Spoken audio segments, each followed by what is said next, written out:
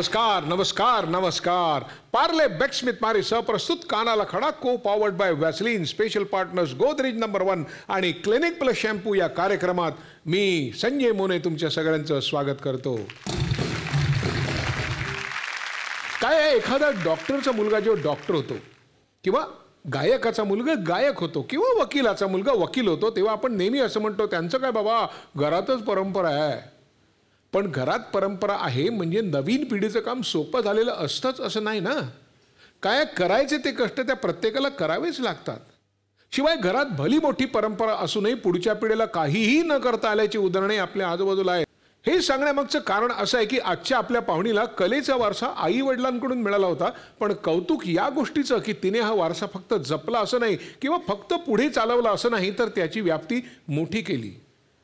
त्यांच्या आजवरच्या जवळपास 30 वर्षांच्या कारकिर्दीत हिंदी मराठी भाषेत नाटक सिनेमा मालिका या सगळ्यातून स्वतःच्या कामाचा प्रभाव पडला. आपल्या मुलांसमोर आदर्श ठेवून त्यांनाही योग्य पद्धतीनंच या क्षेत्राची ओळख करून दिली. अशी ही अभिनेत्री आजची पाहुणी आहे प्रिया बेर्डे. कानाला खडा लावाया, कानाला खडा लावाया, आल्या आज प्रिया बेर्डे आल्या, आल्या आज प्रिया बेर्डे आल्या. हिंदी मराठीत ज्या गाजल्या, हिंदी मराठीत ज्या गाजल्या, आल्या आज प्रिया बेर्डे आल्या, आल्या आज प्रिया बेर्डे आल्या. Thank you so much. थँक्यू. कसं काय वाटलं? झकास. एकदम झकास. कारण मी आतापर्यंत सगळे एपिसोड्स बघितले आणि प्रत्येकावर जे गाणं करता तुम्ही ते खूप छान असतं आणि बरोबर ते मीटरमध्ये बसवता याचं मला खूप जास्त कौतुक आहे आणि खूप छान. Very nice. सुरुवात कशी झाली या 30 वर्षाच्या कारकिर्दीची? 30 नाही 38 वर्ष. बापरे, 38 वर्ष. वयाच्या मला वाटतं 12व्या वर्षी 1982 साली मी पहिला चित्रपट केला बंदीवान मी या संसारी. आशा काळेच्या लहानपणाचा रोल केला होता मी. माझ्या वडिलांनीच ती फिल्म डिरेक्ट केली होती. त्याच्या आधी वयाच्या 8व्या वर्षापासून मी डबिंग आर्टिस्ट म्हणून काम करते. सगळे लहान मुलांची डबिंग्स मी करायची. माझ्या वडिलांच्या फिल्म्स होत्या, आणखीन कोण त्यांचे मित्र वगैरे त्यांच्या फिल्म्समध्ये पण डबिंग लहान मुलांचे मी करायची. त्याच्यानंतर माया जाधव बरोबर मी म्हणजे माझी मामी तिच्याबरोबर राहून राहून मी डान्स शिकले किंवा डान्स बघून बघून तिचा शिकले. मग माझी पहिली सिरियल होती 13 पन्ने. तुमची आई सुद्धा अभिनेत्री? माझी आई अभिनेत्री, माझे वडील डिरेक्टर अरुण कर्नाटकी, माझी आई लता अरुण, माझे सख्खे आजोबा वासुदेवराव कर्नाटकी जे साऊथमध्ये कॅमेरामन होते, ज्यांनी शिवाजी गणेशन, जेमिनी गणेशन, अंजली देवी वगैरे तेव्हा जे साऊथचे जे सुपरस्टार्स होते त्यांच्याबरोबर कामं केली होती. तर ते कॅमेरामन होते. त्यांचे सख्खे बंधू मास्टर विनायक, नंदा बेबी नंदा, ज्या बेबी नंदा म्हणून ओळखलं जायचं, नंदा आंटी म्हणजे माझी सख्खी चुलत आत्या, भालजी पेंढारकर माझे आजोबा, व्ही शांताराम माझे आजोबा, हे सगळं मावस चुलत घराणं आमचं आहे कर्नाटकी. त्यामुळे तो कलेचा वारसा माझ्यापर्यंत एवढ्यातच मिळून जवळ 200-300 फिल्म झाल्या ना. पण मला एक आनंद आहे या गोष्टीचा. मी ना कधीच म्हणजे मी हे सगळं आत्ता मला सांगायला खूप मजा येते कारण आता एक थोडंफार मी कुठेतरी नाव कमवलं आहे. ह्याच्या आधी मी कधीच या गोष्टींचा आधार घेऊन लोकांकडे कामं नाही मागितली किंवा मी ह्यांची मुलगी आहे किंवा मी ह्यांची नात आहे असं म्हणून मी कधीच कुणाकडे काम नाही मागितलं.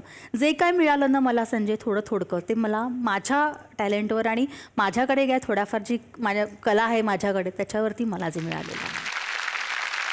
आता पण या डबिंगकडे. डबिंग म्हणजे आता असं होतं की डबिंग म्हणजे ज्याला आपण ध्वनीरोपण असं म्हणू मराठी, तर त्याच्यामध्ये लोक फक्त डबिंग करून पैसे कमवू शकतात, त्यांचा चरितार्थ चालवतात. त्या काळात तसं नव्हतं. पण मग तू डबिंग म्हणजे कोणाचं डबिंग करायची? त्यावेळेला ना लहान मुलांची कधी कधी ओरडण्याचे आवाज असतात.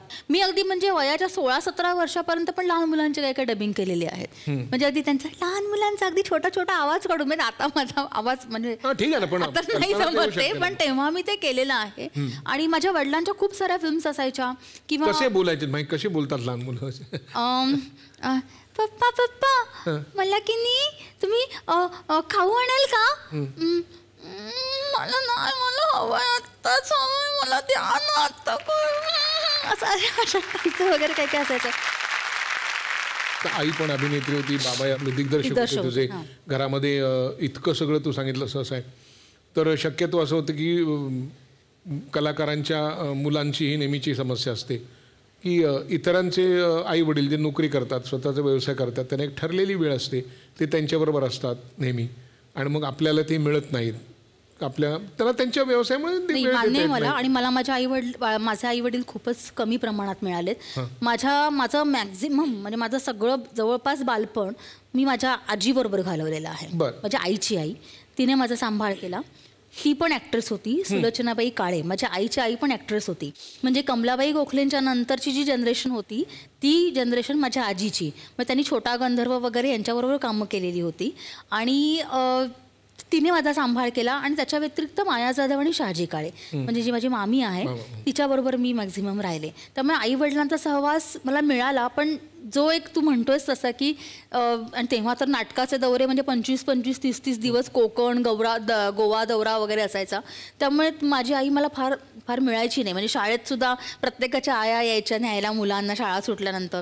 माझं असं काहीच नसायचं. म्हणजे मी कधी कधी एकटी जायची किंवा माझी आजी यायची. माझी आजी माझ्याबरोबर शेवटपर्यंत राहिली. म्हणजे मी हिरोईन झाले, माझ्याबरोबर शूटिंग्स ना वगैरे माझी आजीच माझ्याबरोबर असायची. माझी मम्मी नसायची फार माझ्या. मग त्या बालपणात काही कानाला खडे लावलेस की नाही?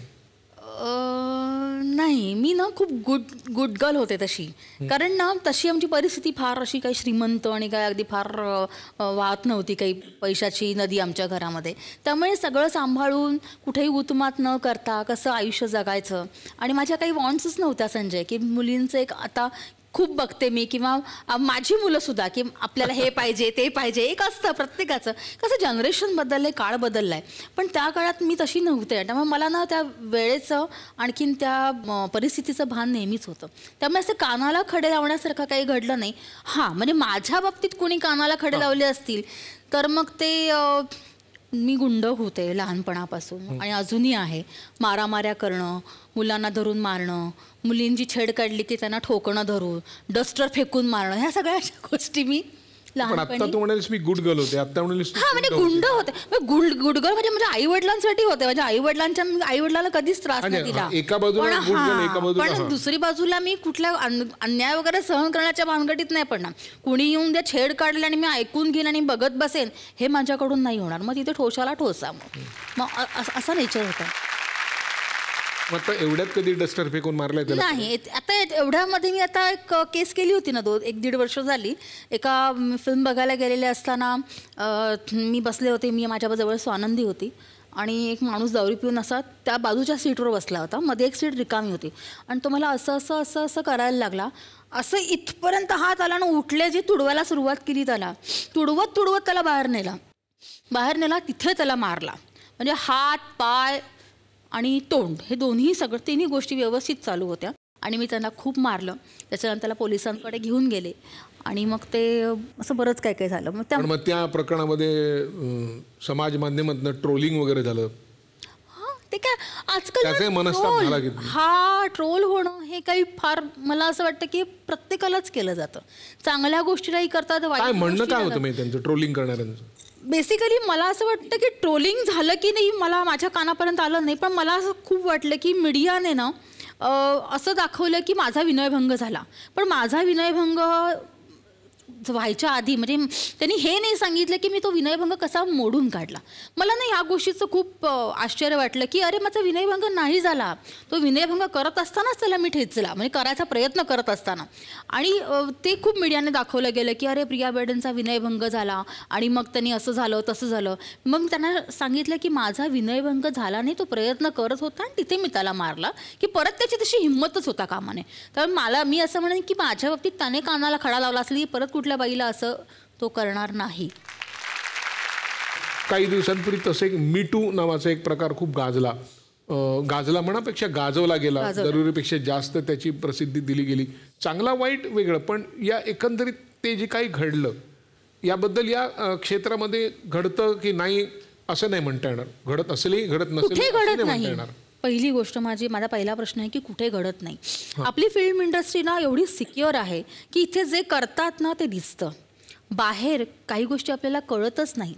बंद ऑफिसच्या त्या खोलीमध्ये काय घडतं हे आपल्याला माहीत पण नसतं. इथे आपण बोलतो, म्हणजे इथल्या लोकांमध्ये खूप हिंमत आहे. म्हणजे भले त्यांना ट्रोल करत असतील किंवा काही बोलत आम्ही शिव्या खात असू, पण ती बोलायची हिंमत आपल्यामध्ये आहे आणि आपली फिल्म इंडस्ट्री जास्त सिक्युअर आहे असं मला वाटतं की इथे कुणी तुम्हाला टेकन फॉर ग्रांटेड नाही घेऊ शकत. तुम्ही खूप सिक्युअर आहात असं मला वाटतं. एक गोष्ट मला बरी वाटते की बहुतेक वेळेला बोलण्यामध्ये असं ते की कलाक्षेत्र हे बदनाम आहे. आज मी पहिल्यांदा कोणाकडे तर ऐकतो की कलाक्षेत्र हे फार सुरक्षित आहे. आहे सुरक्षितच आहे सुरक्षित. नाहीतर माझी आज 4थी जनरेशन, म्हणजे मी 3री जनरेशन आणि माझा अभिनय आणि माझी स्वानंदी आज 4थी जनरेशन या फिल्ममध्ये नसती. या फिल्म नसते खरंच. ज्या जनरेशनबद्दल आता तू बोलत होतीस ती जनरेशन अख्खी तुझ्या घरातच आहे की नाही का. एक हिरो आहे आणि एक तुझी मुलगी आहे, ती या क्षेत्रात आहे. आपण तिला बोलूया ना, हाक मार बरं. सानू,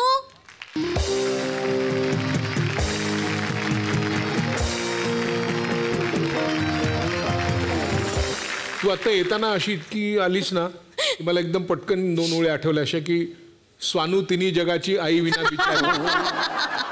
नाही, ॲक्च्युली हा माझा फर्स्ट ऑफिशियल असा इंटरव्ह्यू आहे, सो थोडंफार नर्वस आहे, पण it's very exciting right now.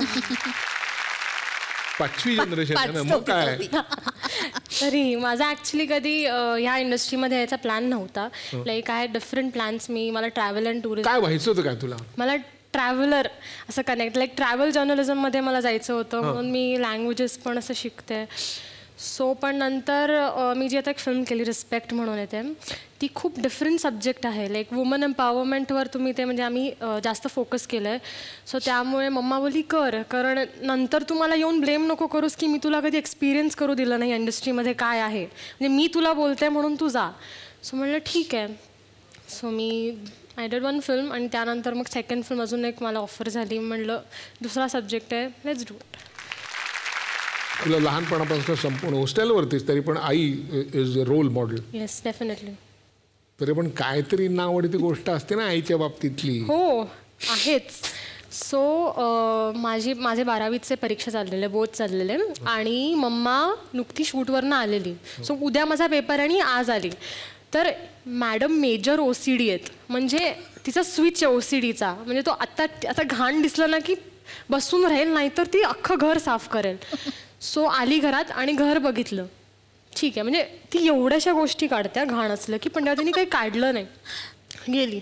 मग दुसऱ्या दिवशी मी पेपरला गेले आणि हे लोक काहीतरी काम करत होते, मम्मा आणि दादा, आणि नुकतेच जेवलेले हे लोक. असं मम्माने दादाला कामाला लावलं. मम्मा बोलली, दादा बोला की 2 मिनटं थांब, मी जेवलोय आता, मी करतो काम. तर आईने सांगितलंय ते लगेच करायला पाहिजे, हो की नाही. म्हणजे आपण थोडासा जरी वेळ घेतला की ही स्वतः कामं करते. सो मग नंतर मी संध्याकाळी मम्मीनेच सगळं काम केलं. मग मी संध्याकाळी घरी आले, मग मी तशीच अभ्यास करत बसत होते आणि दादा आला समोर आणि मी दोघं बोलत बसलो. ही थोड्यात बाहेर आली, उद्यापासून पेईंग गेस्ट म्हणून राहायचं, दुसरीकडे जायचं, माझ्या घरात राहायचं नाही. आणि ती इतकी चिडलेली, कामं घराची येत नाही, निघून जायचं. सो तेव्हापासून मी कानाला खडा लावलाय की तिने सांगितलं कामं करायची, नाहीतर घर बघायला लागायचं. अजून काही किस्सा सांगेल तिचा. आम्ही दोघी फिल्मला गेलेलो आणि मी ना 1 मिनिट, मी थोडीशी अपसेंट माइंडेड पण आहे. थोडीशी मी माणसं पुण्याला नेणार होती आम्हाला. आमच्याकडे एक भांड आहे, त्याच्यात मी जमून ठेवतो. सांगते ना, मी माझं थोडंसं सांगते. मी थोडीशी अपसेंट माइंडेड आहे, थोडीशी विसराळू आहे, मी माणसं विसरते. कदाचित मला काही माणसं ती असं म्हणून मी त्यांच्याशी बोलायला जाते. असे खूप गोष्टी आणि खूप घोळ घालते. कधी कधी मला तसं वाटतं की अरे यार प्रिया सुधार, कधी कानाला खडा लावणार आहेत, पण ते होत नाही आणि माहीत नाही मी काय माझ्या हातून असं होतं आणि त्याच्यामधून असंख्य किस्से घडतात. आता तू सांग, तुला काय सांगायचं. सो आम्ही फिल्मला गेल्यावरच असे किस्से घडतात. सो तिथे ना तिकीट्स 2 असं एवढं बोर्डमध्ये येतं आणि स्क्रीन नंबरवर छोटंसं असतं. तर मला वाटलं स्क्रीन 2 आहे म्हणून आम्ही घुसलो आणि एकतर आम्ही ऑलरेडी 15 मिनटं पिक्चरला लेट होतो. सो आम्ही आत गेलो आणि ना आमच्या सीटवर होतं पिक्चर सुरू होतं आणि आम्ही आमच्या सीटवरचं आमची 8 आणि 9 होती, तर त्याच्यावर कपल बसलेला आणि एका सीटवर त्याच्या मुलाला झोपवलेलं. सो आम्ही बोललो की ही आमची सीट आहेत आणि मिडल ऑफ द सीट गँगवे आणि आम्ही उभे होत. नंतर मी बसलो आणि सांगितलं की ही आमची सीट आहे, तुमची नाही आहे. सो त्याचं शो टायमिंग वॉज 3:25 आणि आमचं होतं 5:45 काहीतरी. आणि मग मला रिअलाइज झालं अच्छा आपण चुकीच्या स्क्रीनमध्ये घुसलो आहे. सो मी मम्मीला सांगते चल ही नाही आपका शो खतम हो गया, हम लोग का शो है, आप जाइए यहाँ से. ती त्यांच्या थिएटरमध्ये त्यांच्याशी भांडते. मी मम्मीला म्हटलं चल तिला सांगितलं, ती मला थिएटरमधून बाहेर येता मारत बसलेली. मी बाहेर आलो त्यापासून मी कानाला खडा लावला की समवन हॅज टू बी म्हणजे प्रेझेंट. एवढं ॲब्सेंट माइंडेड राहून नाही चालत. म्हणजे ॲब्सेंट माइंडेड किंवा एक काय म्हणजे डोक्यात काय चाललेलं असं माहीत नाही. माझ्या अभिनय म्हणजे लक्ष्मीकांत गेल्यानंतरचा पहिला बड्डे अभिनयचा. आम्ही खूप मोठे बड्डे करायचो, मोठ्या पार्ट्याज असायच्या. तेव्हा अभिनय म्हणाला मम्मा आपले बड्डे आता. मी म्हटलं आपण जाऊया. मग तेव्हा इनॉर्बिट नुकतंच झालेलं होतं मालाडचं. मग मी सगळ्या आमच्या पुतण्यांना वगैरे घेऊन सगळ्यांना मी तिथे गेले. केक शॉपमध्ये गेले आणि त्यांनी मला ओळखलं, तुम्ही प्रिया अरुण ना वगैरे. म्हटलं हो वगैरे असं झालं. तर मुलाचं मी म्हटलं केक रेडी करून ठेवा, मुलाचं नाव अभिनय आहे. म्हटलं ठीक आहे. मग म्हटलं मी ह्यांना जाऊन बसवून येते, तोपर्यंत तुम्ही केक रेडी करून ठेवा. मी जाऊन आले तर त्यांनी माझ्या पुढे कागद आणि पेन दिलं. तर मी विथलं प्रिया अरुण. त्यांनी असं बघितलं, मॅडम मराठीचं प्रेम प्रिया अरुण. मॅडम मुलाचं नाव अभिनय आहे ना.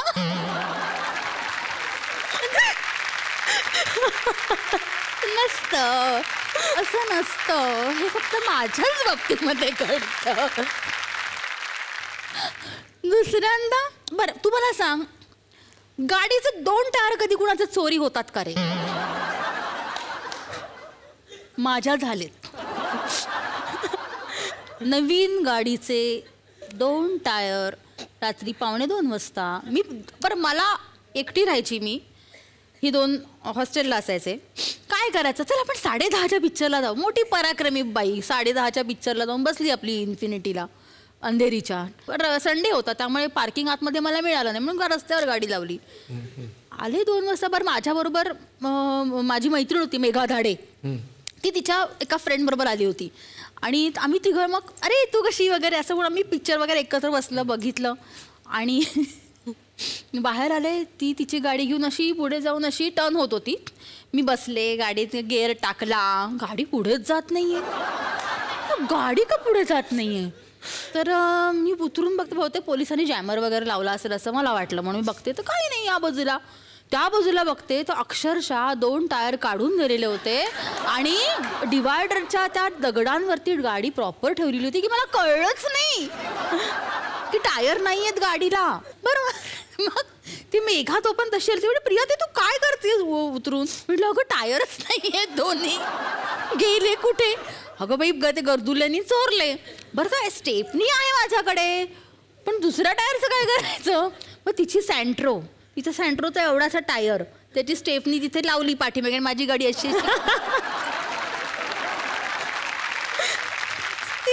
विचित्र किस्से माझ्या बाबतीमध्ये घडतात. का घडतात मला माहिती नाही पण घडतात. बहुतेक असं झालं असेल, कोणाचा तरी संसार मोडकळीला आला असेल म्हणून त्यांनी चांगली चाकं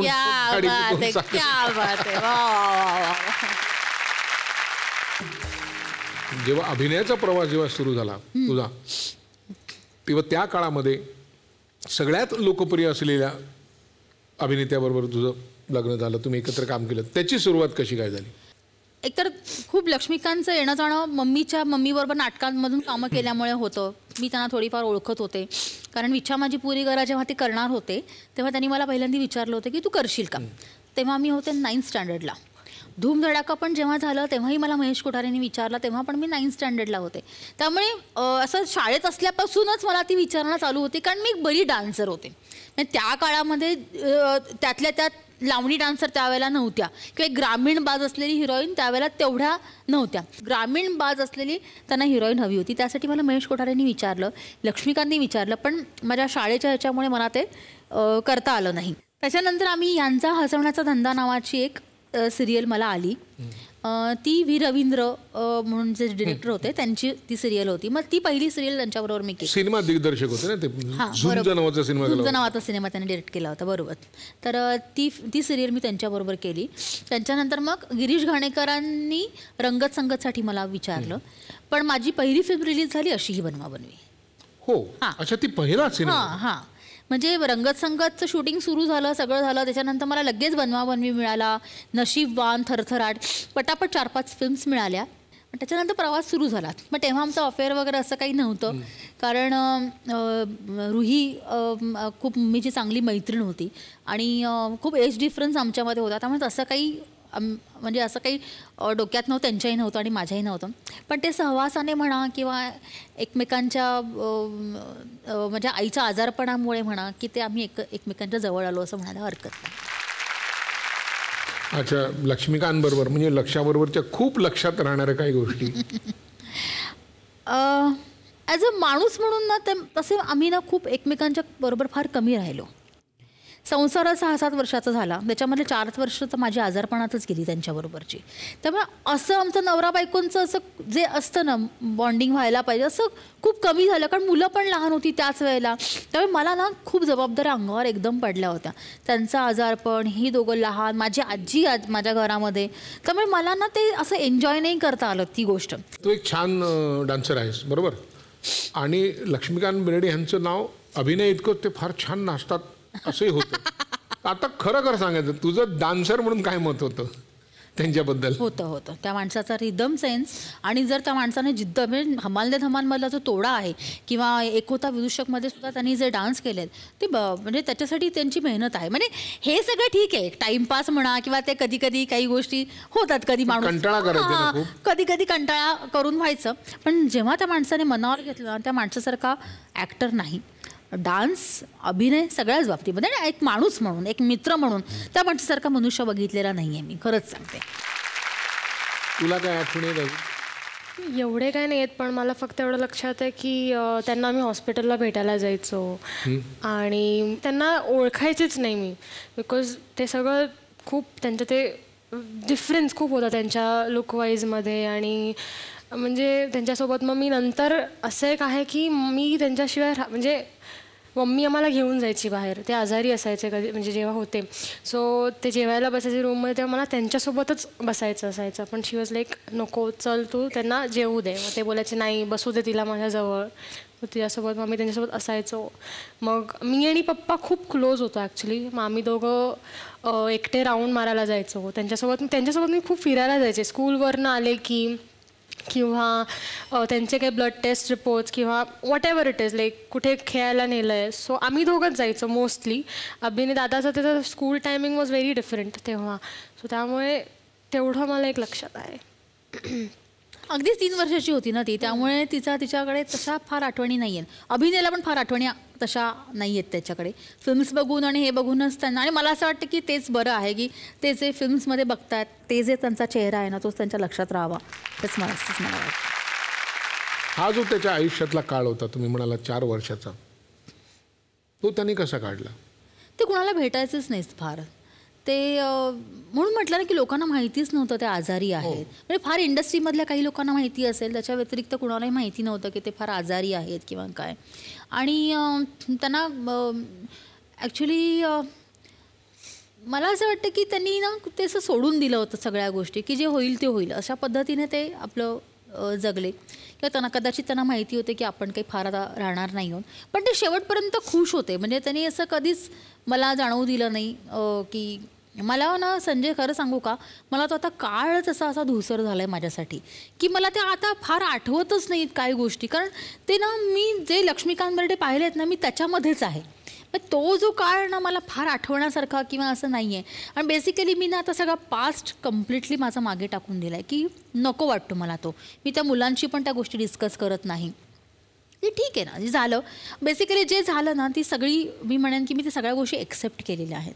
मी आता काही गोष्टी स्पिरिच्युअली करते आहे, मी मेडिटेशन करते आहे, मी काही चक्रा मेडिटेशन करते, मी काही गोष्टी स्वतः प्रे करते आहे. त्याच्यामधून ना मी ह्या गोष्टी म्हणजे मी कानाला ह्या गोष्टींचा खडा लावला की आपण पास्ट विसरायचा, माफ करून टाकायचं आणि स्वतःलाही माफ करायचं. माणसं काय करतात, आपण काय करतो, आपण ना एखादी गोष्ट विसरतो, आपण एखाद्याला माफ करतो, पण आपण स्वतःला नाही माफ करत. अशा बऱ्याचशा गोष्टी असतात की आपण स्वतःला फार कोसत असतो त्या गोष्टींच्या बाबतीमध्ये. सतत आपण त्याच्याबद्दलच विचार करत असतो की रे आपण हे असं का केलं, अरे आपण हे करायला नाही पाहिजे होतं, हे असं झालं असतं, असं झालं, असं नसतं झालं. पण हे ना ह्याच्यातून ह्या सगळ्या मी आता ज्या काही गोष्टी करते त्याच्यातून मी हे शिकले की ना माफ करून टाका, सोडून द्या आणि स्वतःला माफ करा आणि पुढे जा. पण असं नाही वाटत की काहीतरी करून ते टाळता आलं असतं तेव्हा? माझ्या हातात नव्हतं ना रे काही. जोपर्यंत तुला वाटत नाही ना त्या गोष्टी कराव्याशा, मी तुझ्या डोक्यावर बसून किती हे करून घेणार आहे. पण मी काय केलं नाही, म्हणजे मी अक्षरशः सांगते ना, म्हणजे औषध पाणीचा सोडा मी 3 वेळा मी 16 सोमवार, गुरुचरित्राची पारायणं, नवचंडीचे होम, नवरात्रीचे उपास, काय म्हणजे काय केलं नाही. म्हणजे सगळ्या बाजूने प्रयत्न केले मी, नाही असं नाही. पण ठीक आहे, पण मी म्हणते ना डेस्टिनी आहे ती, त्याला आपण काही करू शकत नाही. आपण कारण इथे येऊन काही गोष्टी लिहिल्या गेलेल्या नाही आहेत, त्या ऑलरेडी सगळ्या गोष्टी लिहून आलेल्या आहेत आणि त्याला आपण फक्त फेस करायचं असतं. आपण असं म्हणायचं असतं की अरे हे असं झालं असतं, तसं झालं असतं, असं काहीही नसतं असं माझं म्हणणं आहे.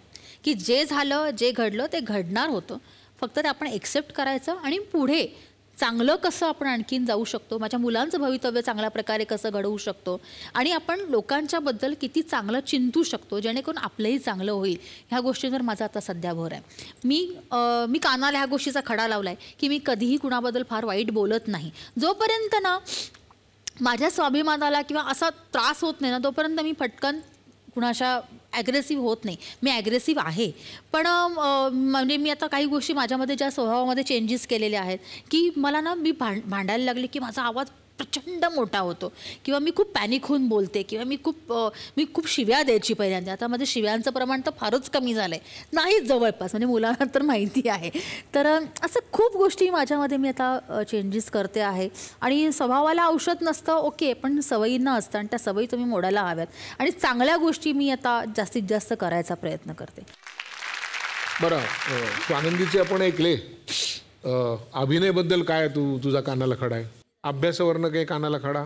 अभ्यास त्याला करायला खूप, म्हणजे हिला मी कधीच सांगितलं नाही अभ्यास करायला, पण त्याला मला खूप सांगायला लागतं अभ्यास कर. म्हणजे आता झालं त्याचं ग्रॅज्युएशन कम्प्लीट, पण त्याला मला खूप मागे लागायला लागायचं की अरे अभ्यास कर, अभ्यास कर.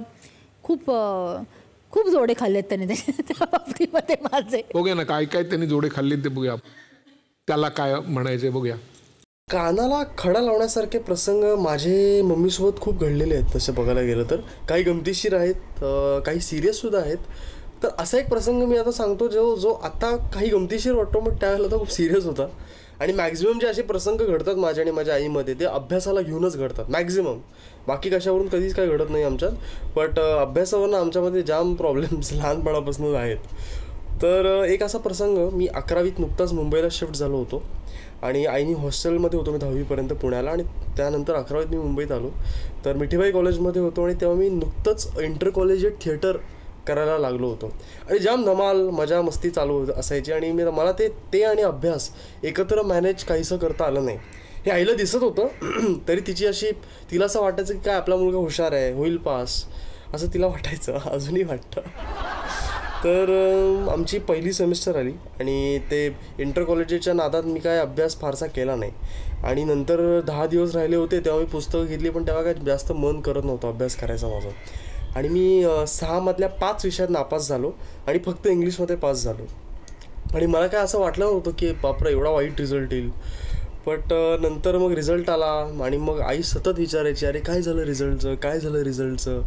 तर ऑक्टोबरमध्ये रिझल्ट आलेला हे मी तिला डिसेंबरपर्यंत टाळत होतो, अगं आई नाही आला अजून, काहीतरी प्रॉब्लेम झाला आहे, हे सगळं बोलणी चालू होती माझी.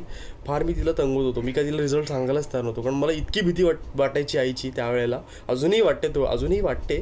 तर मी घाबरत होतो तिला माझा रिझल्ट सांगायला. ती काय प्रकारे रिॲक्ट करेल हे मला माहिती नव्हतं, कारण तिने मला प्रॉमिस माझ्याकडनं घेतलं होतं की मी इथे मुंबईत आल्यावर अजून चांगला अभ्यास करेल, अजून चांगले मार्क्स आणेन वगैरे. पण ते काय माझ्याकडनं पहिल्या सेमिस्टरला मला करता आलं नाही. तर मग काय करायचं तर मी 31st ते 31st झालं. आम्ही मुंबईच्या बाहेर गेलो सेलिब्रेट करायला. पण तोपर्यंत आईच्या डोक्यातून गेलो होतो ते. नंतर परत आलो. नंतर माझे दुसरी एक्झाम चालू होणार होती. माझ्यामध्ये युनिट टेस्ट का सेमिस्टर चालू होणार होती आणि त्याला फक्त 6 दिवस होते. आणि मी आईने मला सांगितलं उद्या तू प्लीज 6 वाजता उठ आणि काय अभ्यासाला लाग म्हणून.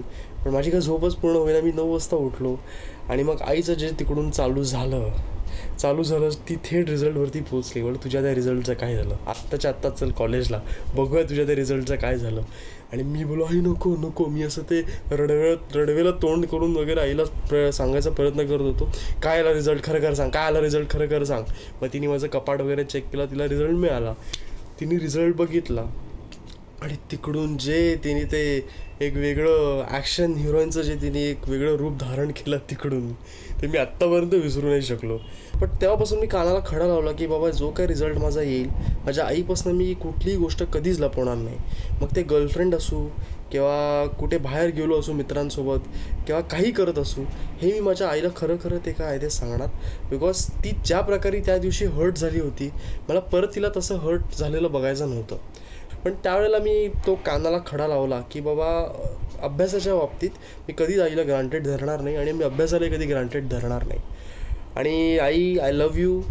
तू खूप अभिमान वाटतो मला तुझा आणि तू ज्या प्रकारे आम्हाला वाढवलं आहेस, मला स्वानंद दिला. आज आम्ही जिथे आहोत ते फक्त तुझ्यामुळे आहोत. आणि आय लव्ह यू. तू ज्या पप्पा गेल्यानंतर तू ज्या प्रकारे सगळ्या गोष्टी हँडल केल्या, एका सिंगल मदरसाठी, एका सिंगल वुमनसाठी हे खूप डिफिकल्ट असतं या गोष्टी हँडल करणं. लोकांना इझी वाटतं, लोकांना वाटतं की काय लक्ष्मीकांत बेर्डेच्या फॅमिलीकडे हे असेल ते असेल. पण आपण ज्या गोष्टी फेस केल्या आहेत, आपण ज्या प्रकारे स्ट्रगल करून आज इथपर्यंत पोचलो आहे, हे फक्त आपल्याला माहिती आहे. And I love you. आणि तू माझी सुपर हिरो आहेस and you will always be my super hero. Love you.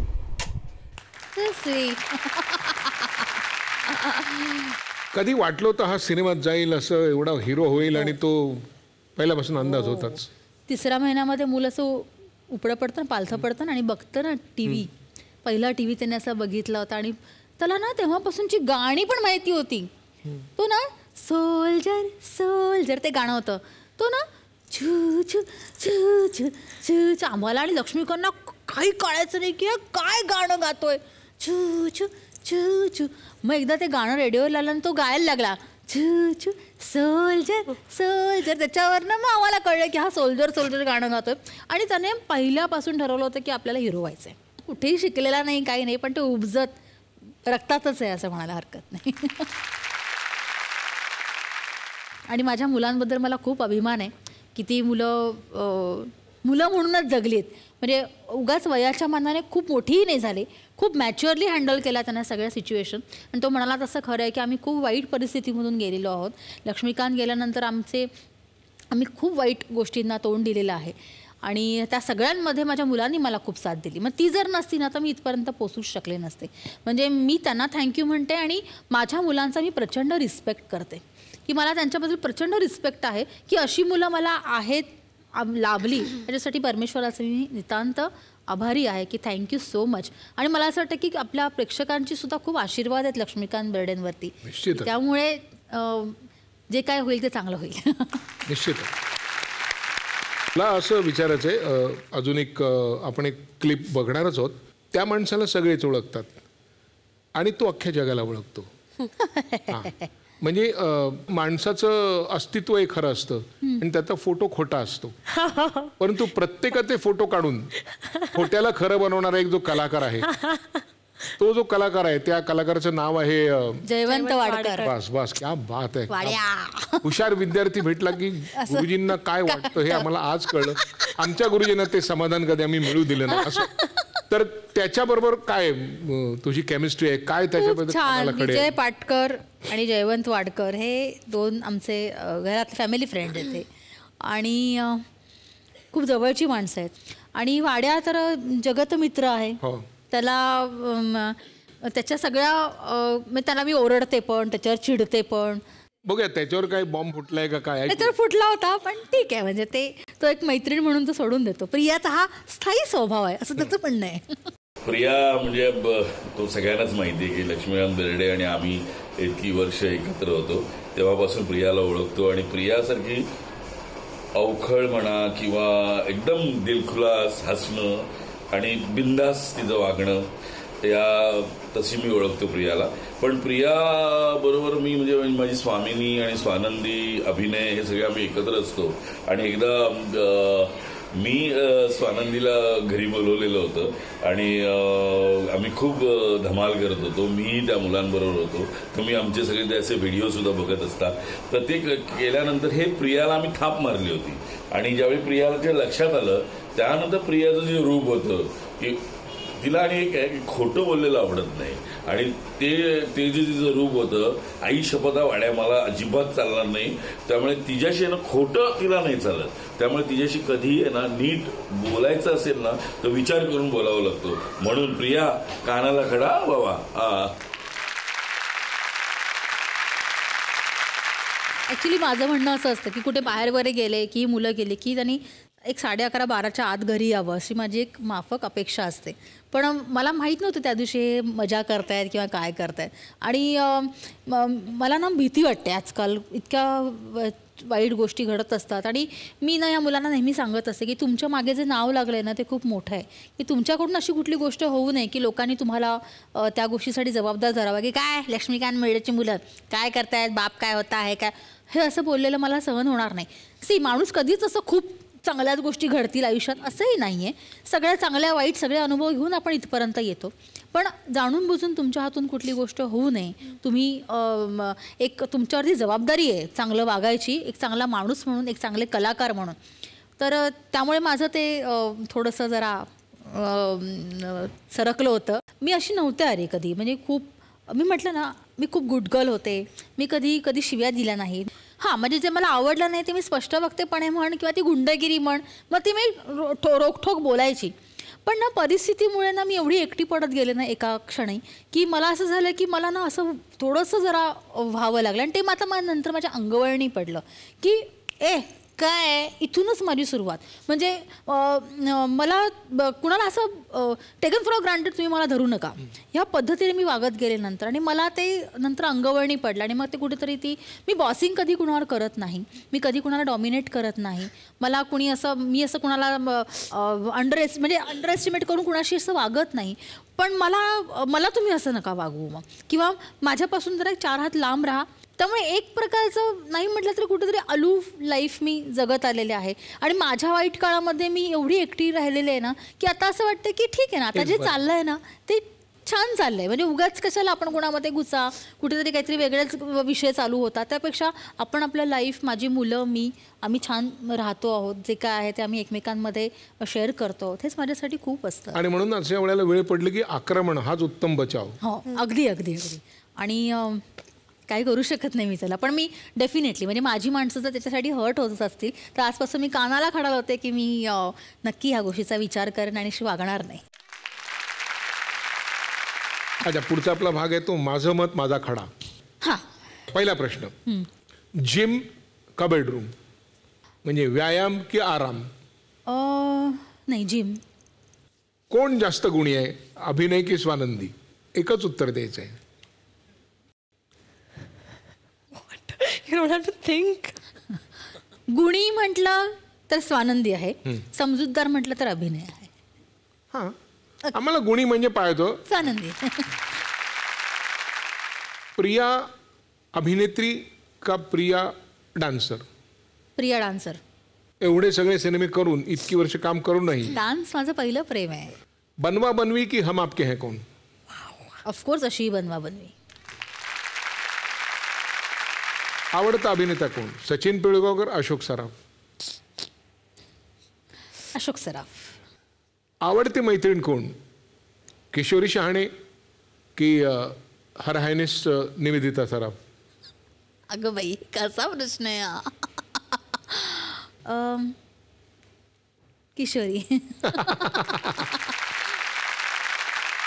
या इतके वर्षाच्या आयुष्यामध्ये बालकलाकार म्हणून मुलगी म्हणून एक पत्नी म्हणून आई म्हणून एखादा असा काही प्रसंग एखादी घटना एखादी गोष्ट ज्याच्याबद्दल असं वाटतं की कानाला खडा लावते असं परत होता कामा नये.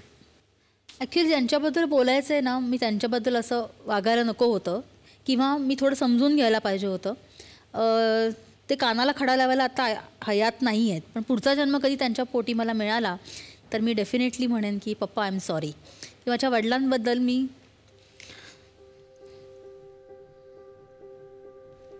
I am sorry. त्यांना समजून घ्यायला खूप चुकले मी. खूप दिलदार माणूस होता, खूप छान होते ते, पण त्यांचा सक्सेस त्यांना जे पाहिजे होतं त्यांना ते लाईफमध्ये मिळालं नाही. सो ते कुठेतरी फ्रस्ट्रेशन त्यांचं होतं, पण ते मला त्या वयामध्ये नाही कळलं, ते मला समजून नाही घेता आलं. सो मी त्यांना म्हणेन पप्पा सॉरी, आय एम सॉरी की मी तुम्हाला त्यावेळी समजून घ्यायला पाहिजे होतं. तर आणखीन थोडे दिवस ते जगले असते माझ्यासाठी, कारण माझं कोणीच नाही राहिलं. आई वडील लक्ष्मीकांत कोणीच नाही, मी आणि माझी मुलं. I missed him. सॉरी. माझ्या वडिलांवर माझं खूप प्रेम होतं, पण मला ते व्यक्त नाही करता आलं त्यांच्याबरोबर. माझ्या आईचा आजारपण आणि या सगळ्यामध्ये ते पण खूप भरडले गेले. कसं असतं ना त्यावेळेला, आज जसं ना ए बाबा हे म्हटलं जातं तसं त्यावेळेला नव्हतं. अहो पप्पा, अहो हे खूप होतं. आत्ताच्या मुली ए बाबा सांग ना तुम्हाला, हे ही जवळीक ना ती त्यावेळेला करता नाही आली मला. तो हा कुठेतरी तो डिफरन्स पडला त्यामुळे झाला. कारण माझी आई खूप लवकर गेल्यामुळे मला शेअरिंगला कोण माणूसच नव्हतं. होते ते वडील होते, पण ते त्यांचं कुठेतरी एक वेगळंच. मम्मी गेल्याचा तो धक्का त्यांना इतका बसला की ते थोडे सरकले आणि मग आमच्यामध्ये खूप वाद झाले. खूप मी त्यांना खूप चुकीचं समजून घेतलं.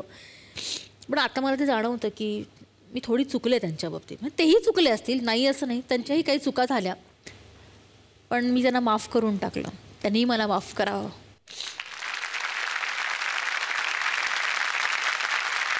तुम्ही दोघे इथे आलात तर झी मराठीकडून एक छोटीशी प्रेमाची भेट.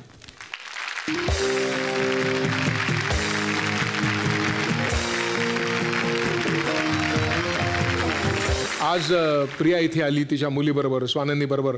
आनंदाने मनमोकळेपणाने त्यांनी लावलेले कानाचे खडे सांगितले आणि त्यांच्याविषयी इतरांनी लावलेले कानाचे खडे पण फार सहजतेने फोडले. मला कौतुक या गोष्टीचं वाटतं की आमच्या या क्षेत्राविषयी अनेकांच्या मनात समज आहेत, गैरसमज आहेत, पण ते असं म्हणाले की मला एक स्त्री म्हणून या क्षेत्रात सुरक्षित वाटतं आणि म्हणूनच मी माझ्या मुलांना या क्षेत्रात काम करायची मोकळीक दिली. त्यांच्या अनुभवातून आलेल्या या मतांचा आपण आदर करूया, त्यांना शुभेच्छा देऊया, त्यांच्या मुलीला शुभेच्छा देऊया आणि इथेच थांबूया आजच्या भागात आणि परत भेटूया. पार्ले बेक्समिथ मारी सह प्रस्तुत कानाला खडा, को powered by Vaseline, special partners Godrej number 1 आणि क्लिनिक प्लस शॅम्पू.